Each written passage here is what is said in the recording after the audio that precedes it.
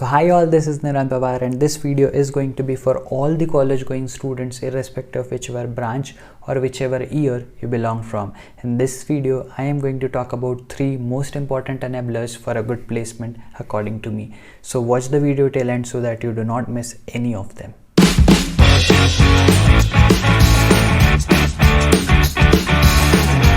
So right now when I am posting this video on YouTube बहुत सारे NITs में placements already start हो चुके हैं. काफ़ी सारे बाकी गवर्नमेंट इंजीनियरिंग कॉलेजेस और कुछ प्राइवेट कॉलेजेस में भी प्लेसमेंट ऑलरेडी स्टार्ट हो चुके हैं. काफ़ी सारे स्टूडेंट्स ऑलरेडी प्लेस हो चुके हैं and then there are few more students which are still unplaced and they are waiting for the companies and they are still applying into it. IITs के लिए प्लेसमेंट सीज़न 1-2 महीने बाद start होने वाला है मोस्टली. तो दिसंबर के टाइम फ्रेम में काफ़ी सारे IITs में प्लेसमेंट सीजन स्टार्ट होता है. So I feel this is the time जहाँ पे there are many students who are actually looking for the placements. और ये तो हुई बात फाइनल ईयर स्टूडेंट्स की जिनका प्लेसमेंट सीजन ऑलरेडी इधर चल रहा है या 1-2 महीने में आने वाला है. But if you are from first year, second year और third year, this is the best time you watch this video, क्योंकि इस वीडियो में मैं जिन फैक्टर्स की बात करने वाला हूँ वो सारे फैक्टर्स के ऊपर the earlier you start the better you get into it, right? तो इसलिए अगर आप फर्स्ट ईयर में ही ये वीडियो देख रहे हैं तो डेफिनेटली आपके पास ये सारी चीज़ें इम्प्लीमेंट करने के लिए पूरे 3 से 4 साल है. अगर आप सेकेंड ईयर में है तो आपके पास थोड़ा कम टाइम है. फाइनल ईयर वालों के पास तो हालांकि काफ़ी कम टाइम है, लेकिन still they do have a lot of things that they can improve on, right? So the first very important factor or the enabler for a good placement is academics, right? तो academics कितना important है, academics का importance कितना है, इसके ऊपर काफ़ी बार discussions होते हैं. काफ़ी सारे जूनियर्स में कन्फ्यूजन होता है जो वो सीनियर्स से पूछ रहे होते हैं काफ़ी बार. And what I feel about academics is कि academics is definitely one of the very major enabler that can take you to a good placement.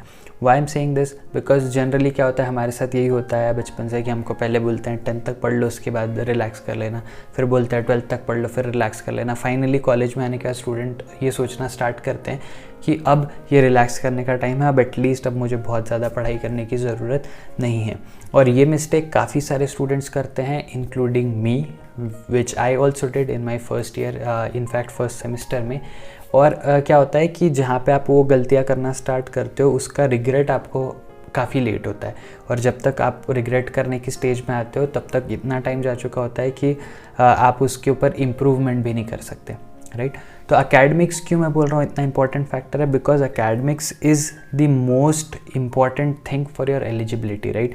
तो irrespective of whatever talent you might have, irrespective of कितना भी अच्छे personality के साथ आप खुद को प्रेजेंट कर सकते हो, लेकिन till the time you do not get the chance to sit for a placement you cannot perform, right? You won't even get the chance to present yourself, and that is why I say कि CGPA को maintain रखना is very much important. अब बहुत common सा सवाल इसके ऊपर students का आता है कि सर CGPA रखना है इम्पॉर्टेंट, ओके, पर कितना CGPA? हम सबको 9 पॉइंटर तो नहीं आ सकते, हम कितना लाए, हम नहीं पढ़ पाते हैं उतना. 9 पॉइंटर की मैं बात भी नहीं कर रहा हूँ, राइट? डेफिनेटली अगर आप बहुत गुड स्टूडेंट हो, अगर आप बहुत स्ट्रॉन्ग हो अपने सब्जेक्ट्स में, अगर आप बहुत अच्छा स्कोर कर रहे हो, then that is totally different thing. लेकिन कितना CGPA होना चाहिए, कितना इम्पॉर्टेंट है CGPA को रखना, कितना एक बेयर मिनिमम CGPA रखना इज़ गुड, ये सारी चीज़ों पर डिस्कशन कर लेते हैं. तो मेरे अकॉर्डिंग आपका जो CGPA है वो सिर्फ वहाँ तक ही सिग्निफिकेंटली मैटर करता है जब तक वो ये डिसाइड कर रहा है कि आपको किसी कंपनी के प्लेसमेंट में बैठने दिया जा रहा है या नहीं, right? Because first basic criteria for any company that comes for placement is कि मिनिमम CGPA रिक्वायरमेंट. अगर किसी ने बोल दिया कि मुझे 8 के ऊपर CGPA वाले लोगों के साथ ही अपना प्लेसमेंट प्रोसीजर करना है, तो even if you are on 7.9 you won't be able to even apply for that company. हो सकता है कि आप मोस्ट परफेक्ट पर्सन थे, मोस्ट परफेक्ट कैंडिडेट थे to take up that job, लेकिन जस्ट बिकॉज आपका CGPA नहीं था आपके साथ, that is why you were not able to sit for those placements, right? तो इसीलिए आई एम सेइंग कि आपका CGPA आप एक डिसेंट सब मेंटेन रखो, एटलीस्ट इतना जिसमें आप सारे कंपनीज़ के लिए एटलीस्ट अप्लाई करने के लिए एलिजिबल हो जाओ। तो मोस्टली 7.5 के ऊपर रखने का ट्राई करना, because most of the companies के लिए एलिजिबिलिटी क्राइटेरिया वहीं तक होता है 7.5। There are very few companies जो 8 और 8.5 के CGPA रिक्वायरमेंट के साथ आती है। अगर आपको ऑलरेडी उतना है then congratulations and you can apply for that. लेकिन I am talking for the majority of the students who are not very good with the CGPAs and therefore एक minimum CGPA criteria of around 7.5 could work, right? तो 7.5 से ऊपर CGPA रख लो, उतना है अगर आपके पास में, तो you will be in a good position to apply for that particular company whichever you are targeting, और जो भी कंपनी आपके साथ में प्लेसमेंट के लिए आई हुई है। अब CGPA को बढ़ाना कैसे है, अब ये बात को ध्यान से समझना, जो मैंने आपको स्टार्टिंग में भी बोला कि जो स्टूडेंट्स जनरली गलती करते हैं कि भाई 12th तक पढ़ लिया, आप कॉलेज में थोड़ा रिलैक्स करेंगे, पढ़ाई नहीं करेंगे, और ये वो फेज़ होता है जब आपके इनिशियल सेमेस्टर्स चल रहे होते हैं, राइट? तो अगर आप फाइनल ईयर तक आ चुके हैं, या if you know how the CGPA system works, तो यू वुड नो दिस कि फर्स्ट जो आपके इनिशियल सेमेस्टर्स होते हैं, इनिशियल 3-4 सेमेस्टर्स होते हैं, वो बहुत ज़्यादा कंट्रीब्यूट करते हैं इनटू योर फाइनल CGPA। एक पॉइंट आता है 4-5 सेमेस्टर 6 सेमेस्टर के बाद में, जब आप कितने भी एफर्ट्स डाल लो, आपका CGPA बहुत थोड़ा सा मूव करेगा, राइट? चाहे आप बहुत अच्छा करो, चाहे आप बहुत ख़राब करो, आपका CGPA काफ़ी थोड़ा सा ही अपने एग्जिस्टिंग वैल्यू से कम ज़्यादा होगा, राइट?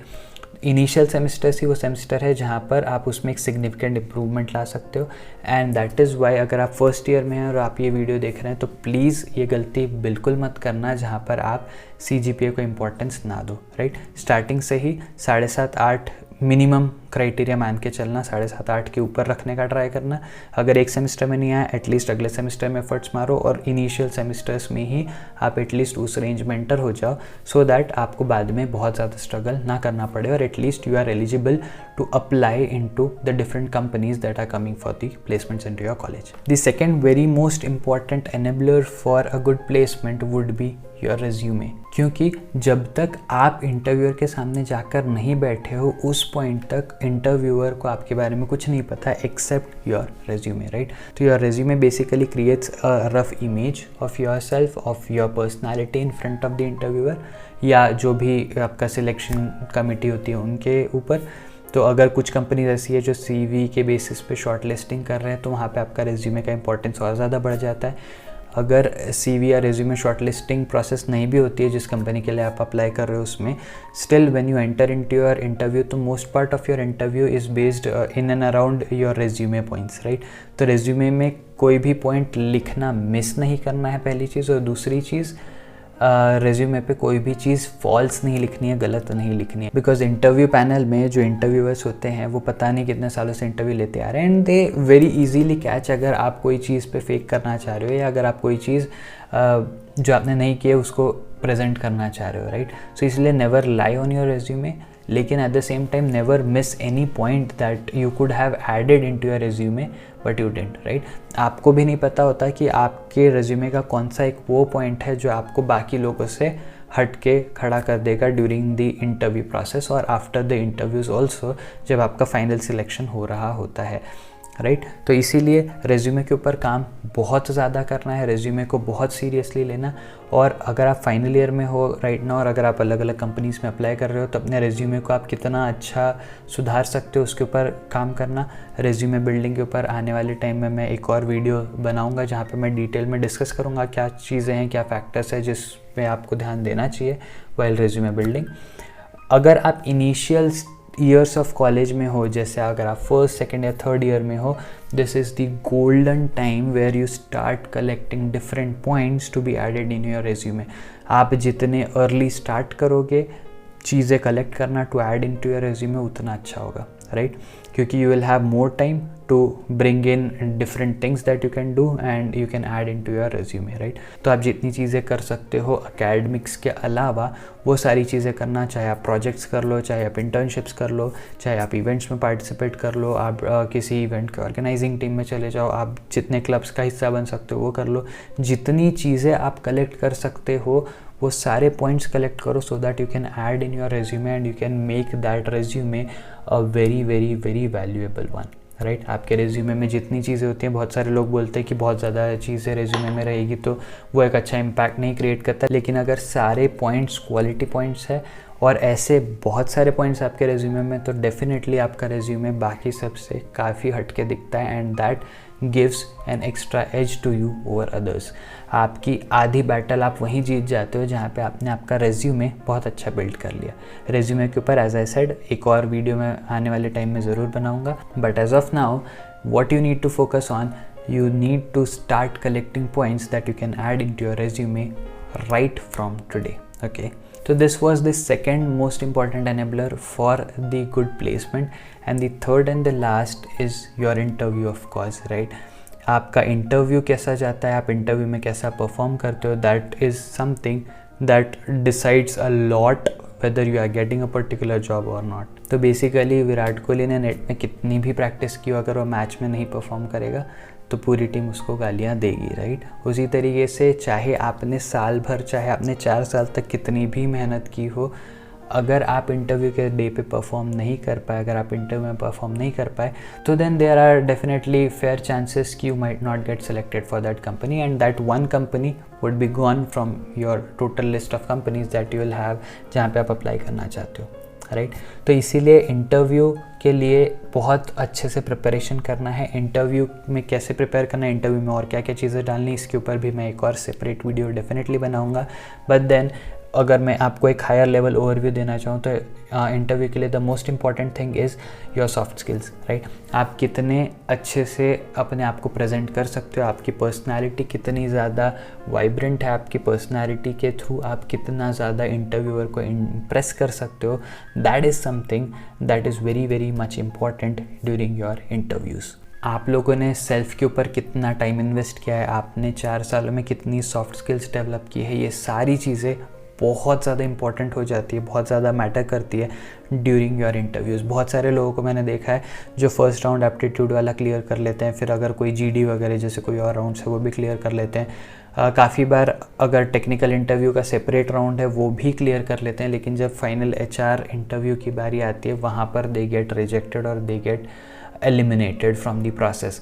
क्यों हुआ ये? जस्ट बिकॉज 4 साल उनने प्रॉबेबली अपने सारी चीज़ों के ऊपर तो काम किया, अपने टेक्निकल स्किल्स पे, अपने एकेडमिक्स पे, सब चीज़ पे काम किया, लेकिन just the one thing they missed, that is their soft skills and their personality. अगर आपने उसके ऊपर सही से काम नहीं किया तो then definitely you are going to lose it at the end, right? तो इसीलिए start working on your soft skills, start working on your personality, start working on your communication skills. आप जितनी चीज़ों पे काम कर सकते हो, जहाँ पे आप एक इंटरव्यूअर को इम्प्रेस कर सकते हो, सारी चीज़ों पे काम करना आज से स्टार्ट कर दो। तो इस वीडियो में I have tried to cover almost all the points on a very higher level, लेकिन एज आई सेड वीडियो के बीच में भी कि मैं इनके अंदर के और छोटे छोटे पार्ट्स हैं जिनके ऊपर डिटेल में आने वाले समय में वीडियो बनाऊंगा। तो अगर ऐसा कोई और पॉइंट है जो मैंने शायद इस वीडियो में कवर किया हो, चाहे ना किया हो, और अगर आप इंटरेस्टेड हो उसके बारे में जानने के लिए, if you want me to make my upcoming video on that particular topic, उस टॉपिक का नाम कमेंट सेक्शन में कमेंट कर देना। सो आई होप इस वीडियो ने एटलीस्ट थोड़ी सी वैल्यू ऐड की होगी आपके नॉलेज में। इफ़ येस देन प्लीज़ इस वीडियो को लाइक करना और अपने बाकी फ्रेंड्स के साथ शेयर कर देना जिनको प्लेसमेंट के बारे में जानना ज़रूरी है, at least at this point of time. साथ ही साथ इस चैनल को सब्सक्राइब कर देना और नोटिफिकेशन का बेल आइकन दबा देना, सो दैट मैं जब भी आने वाले टाइम में इसी से रिलेटेड, कॉलेज और प्लेसमेंट से रिलेटेड वीडियोस अपलोड करता हूँ तो आपको उसका स्ट्रेट अवे नोटिफिकेशन मिल जाए and then you do not miss that video. तो I will see you again in the next video. Till then be happy, be safe, take care, bye bye, good luck.